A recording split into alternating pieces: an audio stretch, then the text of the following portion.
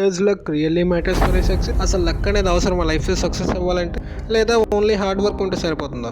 5th or 6th స్టాండర్డ్లో మీ science teacher చెప్పే ఉంటారు. ఈ స్టోరీ అనేది అరౌండ్ 1928లో ఉంది.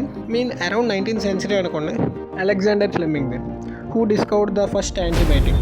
ఈ ఫ్లెమింగ్ అనే అతను చాలా ఇయర్స్ నుంచి అలా యాంటీబయాటిక్ని కనిపెట్టడం కోసమని డే అండ్ నైట్ ల్యాబ్లోనే ఉంటూ వర్క్ చేస్తూ అలా డీప్గా మైక్రోబయాలజీని స్టడీ చేస్తూ రీసెర్చ్ ఫీల్డ్లో బాగా డెవలప్ అయ్యాడు.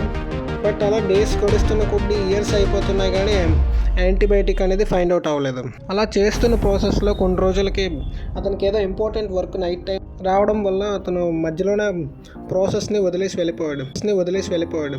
ఆ పెట్రీ ప్లేట్లో స్టెఫైలోకోకస్ బ్యాక్టీరియా అనేది కవర్ చేయకుండా ఫ్రీగా వదిలేసి వెళ్ళిపోయాడు. సో దీనివల్ల మోల్డ్ అనేది ఫామ్ అయింది. ఆ సరౌండింగ్లో మోల్డ్ ఫామ్ అవడం వల్ల మోల్డ్ అనేది పెట్రీ ప్లేట్లోని స్టెఫైలోకోకస్ బ్యాక్టీరియాని కిల్ చేసింది. He understand that A mould kill the staphylococcus bacteria.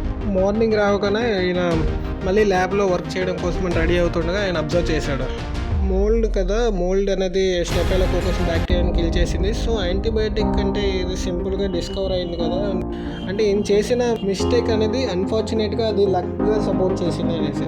దీన్ని బట్టి మీకు ఆల్రెడీ అర్థమై ఉంటుంది ఆయన లైఫ్లో లక్ అనేది ఎలా సపోర్ట్ చేసింది. ఇదే విధంగా మన లైఫ్లో కూడా అట్లీస్ట్ 1% అయినా సరే లక్ అనేది మనకి సపోర్ట్ చేస్తుంది.